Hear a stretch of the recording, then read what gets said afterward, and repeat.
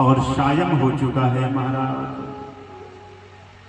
और जैसे ही नदी को देखते हैं सुदामा जी तो कहते हैं कि मैं उस पार अब कैसे जाऊं। मन में विचार करते हैं महाराज। उसी समय एक केवट कहता है भैया किसी को उस पार जाना है, किसी को उस पार जाना है, किसी को उस पार जाना है।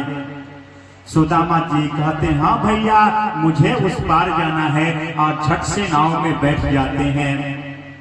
और वह केवट कहता है भैया जब आप उस पार उतरोगे तो कर दोगे ना मुझे, क्योंकि शास्त्र ऐसा कहता है कि पंडित का पंडिताई और नऊ का बाल कटाई और केवट का खेवाई तुरंत देना चाहिए।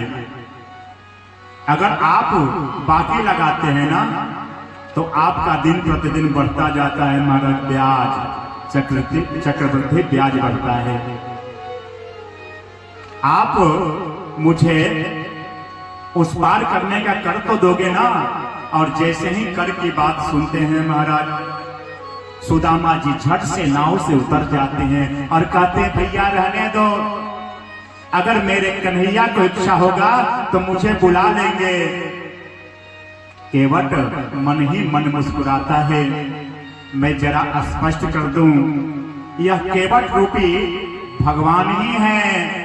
आज कन्हैया स्वयं केवट बन करके आए हैं अपने भक्त को पार लगाने के लिए। कहते हैं सुदामा जी आप चिंता मत करो, आकर के बैठ जाओ, बिना कर का ही मैं तुम्हें उस पार उतार दूंगा। सुदामा जी बैठ जाते हैं ना तो एक टक केवट रूपी भगवान सुदामा जी को देखते हैं। और सुदामा जी को जब देखते हैं तो सुदामा जी कहती हैं अरे भैया, अरे केवट भैया तुम मुझे ऐसे क्यों देख रहे हो, क्या बात है, क्यों देख रहे हो। सुदामा से केवट रूपी भगवान कहते हैं कि बताइए कि आपको जाना कहां है।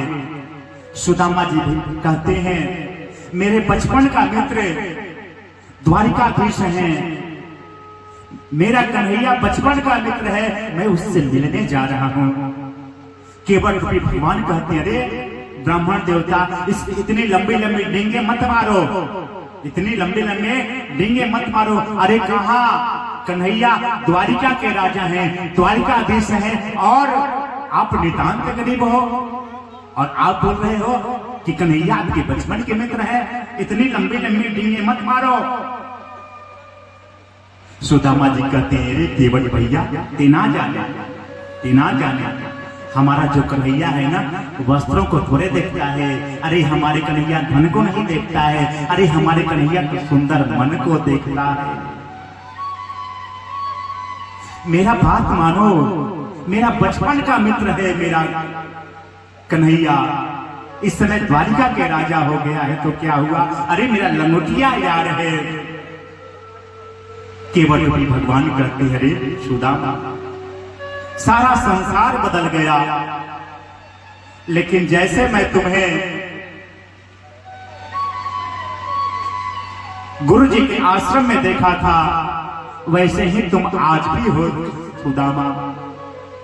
मन ही मन भगवान रोते हैं, भगवान की आंखों में आंसू आता है महाराज, लेकिन रोक लेते हैं। सुदामा जी को उस पार पहुंचाते हैं